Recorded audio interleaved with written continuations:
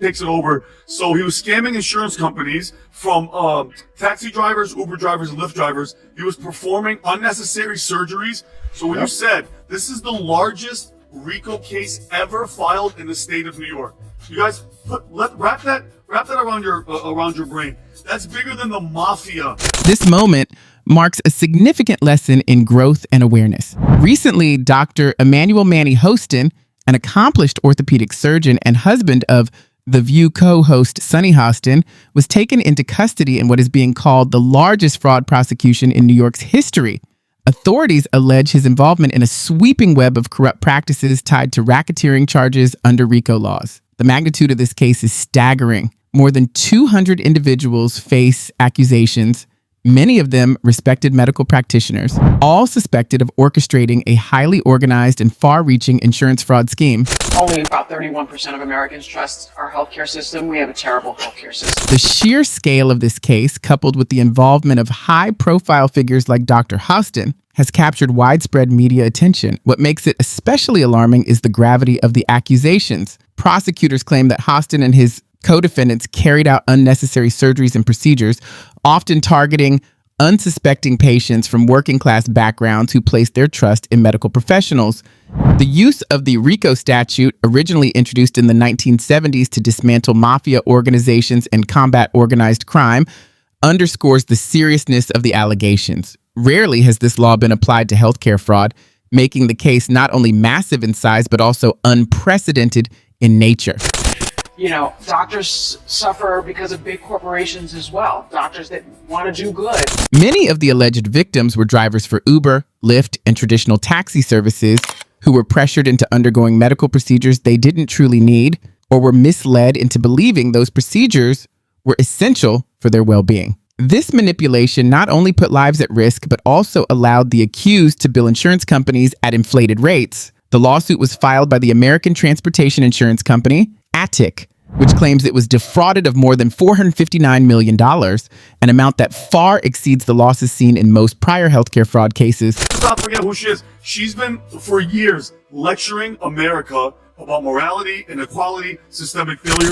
According to investigators, the network of clinics, hospitals, and legal teams exploited weaknesses in the insurance billing system, creating a vast scheme built on fraudulent claims and cash kickbacks. The arrest of Dr. Hostin sent shockwaves not only through the medical community, but also into the world of daytime television, given his wife Sunny Hostin's outspoken reputation and frequent role in shaping public opinion on The View.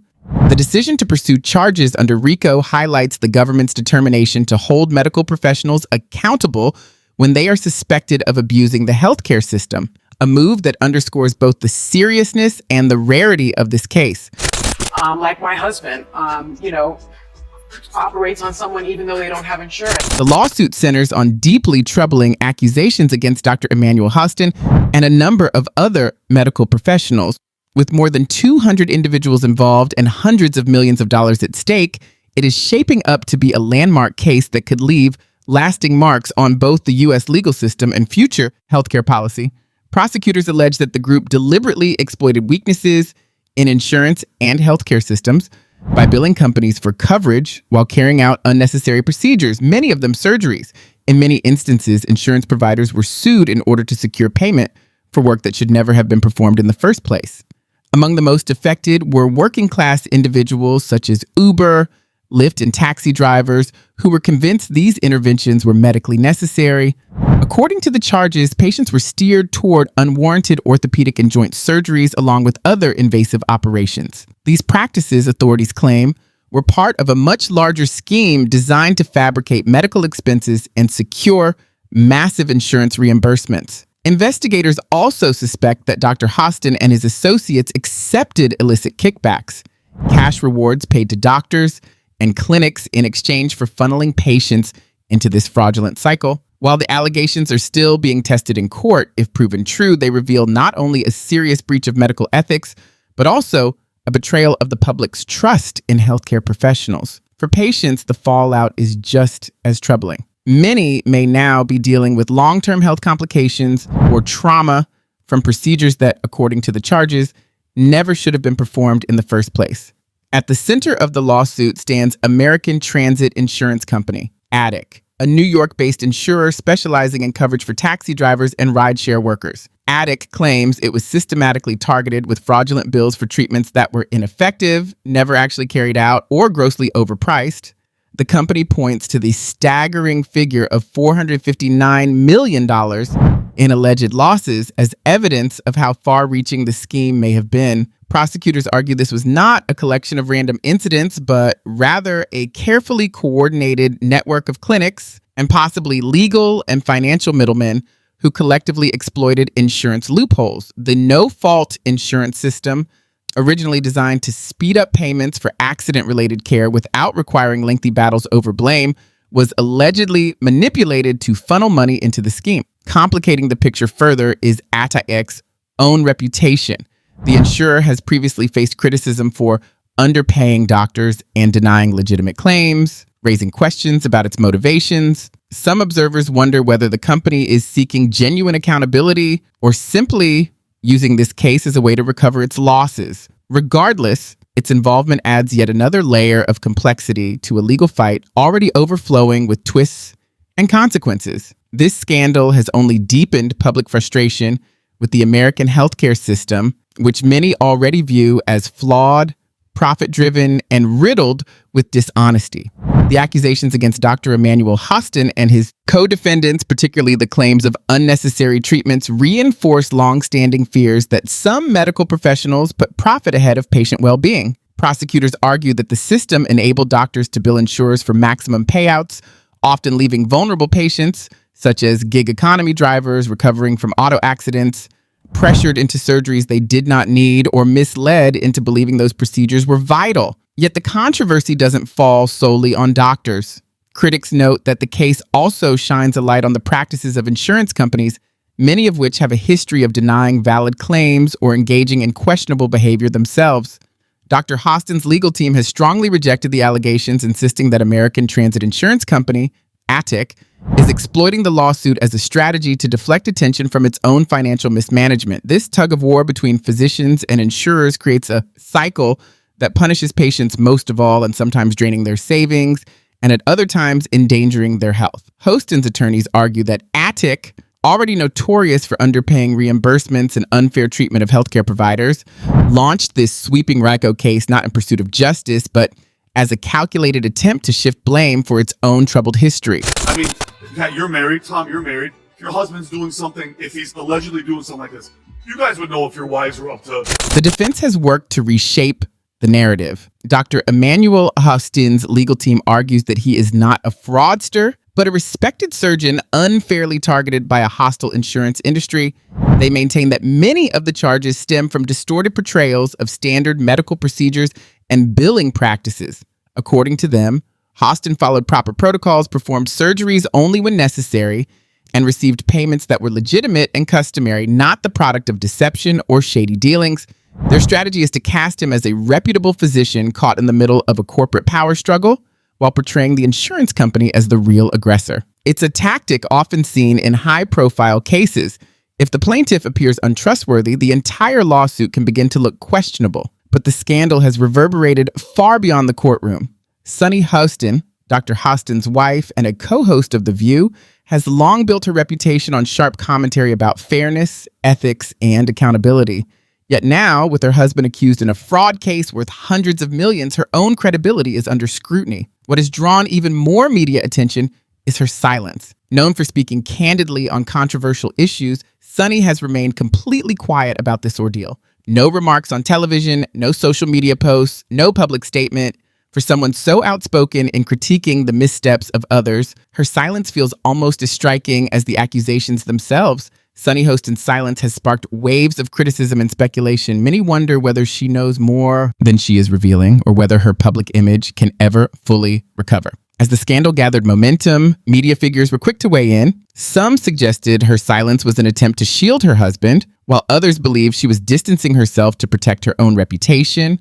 Still, others speculated that legal advisors had instructed her to remain quiet. Among the loudest voices was Joe Rogan, known for his blunt and often provocative opinions. On his podcast, He accused Sunny and The View of hypocrisy, pointing out that she had spent years condemning corruption, injustice, and the missteps of public figures, yet when her own family faced allegations of fraud, she chose to say nothing. Rogan ridiculed both her credibility and that of the show, even joking about the intelligence of its hosts in a way many considered harsh. While some criticized his comments as unnecessary or mean-spirited, others agreed with his larger point that those who demand accountability from others should also face scrutiny when placed under the spotlight themselves. Rogan argued that Sunny's trademark moral authority now seemed hollow in light of her husband's alleged role in one of the largest fraud cases in New York's history. His remarks only fueled the frenzy, further intensifying the media spotlight on Sunny Hostin. At the heart of this legal battle is the use of civil RICO provisions, laws originally designed in the 1970s to dismantle mafia families and organized crime networks. The unsettling twist is that those same laws are now being applied to doctors, clinics, and healthcare practices. This aggressive and uncommon legal approach underscores the gravity of the allegations and has caught the attention of both legal experts and the public. For Sunny Hostin, the controversy resonates even more strongly. Some critics argue that her silence, combined with her history of outspoken commentary, now appears contradictory, making it harder for her to navigate the fallout. Being named in a civil RICO lawsuit carries enormous weight. It suggests involvement in an organization that functions like a criminal enterprise, even if that enterprise is a billing network or medical practice. Beyond financial damages, the professional and reputational consequences can be devastating. According to legal analysts, such cases are not solely about reclaiming money. They are also meant to discourage future misconduct across the industry. Unlike criminal trials, civil RICO actions do not require convictions for the case to move forward. Instead, they are often structured to exert maximum pressure on defendants, pushing them towards settlements or changes in practice. In Dr. Hostin's case, the RICO designation immediately elevated the lawsuit's importance and visibility. Even if no criminal wrongdoing is ultimately proven, the reputational damage alone could alter careers and reshape medical practices. Court observers predict that this case, involving more than 200 defendants, will evolve into a lengthy legal struggle, one that may stretch on for years before reaching resolution. For now, the next step will likely involve Dr. Emmanuel Hostin and several other defendants filing motions to dismiss the case. If those efforts fail, the lawsuit will move into a lengthy discovery phase. Civil RICO cases are notoriously complex, requiring vast amounts of documentation, depositions, and pretrial motions. In a case of this size, discovery means reviewing and organizing thousands upon thousands of records, a process that could drag on for years. The financial stakes are staggering. Civil RICO statutes allow for triple damages, which means that if the plaintiffs succeed, the defendants could be ordered to pay over $1 billion. For Hostin and others, this not only raises the threat of professional ruin, but also the looming possibility of bankruptcy, all while they fight to defend their reputations. Both sides are expected to deploy aggressive tactics. The plaintiffs will work to establish a clear pattern of fraudulent behavior, while the defense will attempt to dismantle those claims before the case ever reaches trial. The consequences extend well beyond the courtroom. Dr. Hostin's once distinguished medical career is now at risk as allegations of bribes, fraudulent billing, and unnecessary surgeries have shattered the trust patients once placed in him. For Sunny Hostin, the fallout is equally personal. Her husband's entanglement in a high-profile RICO lawsuit threatens not only his career, but also her public credibility, making this one of the most closely watched legal dramas in recent memory. As a co-host on The View, Sunny Hostin has built her reputation as a sharp critic of social ethics and institutional shortcomings. Yet some viewers now see a contradiction between her outspoken persona and her silence regarding her husband's scandal. Whether or not she had any knowledge of it, the investigation's outcome could carry devastating consequences. Hospitals may sever ties with Dr. Hostin, and his medical license could be placed in serious jeopardy. While the legal battle will play out in court, the broader fallout is just as public. Rebuilding trust is never easy, especially in a climate where public opinion is shaped quickly and often mercilessly. Without a direct, transparent, and responsible response, both Emmanuel and Sunny Hostin risk long-term damage to their personal and professional reputations.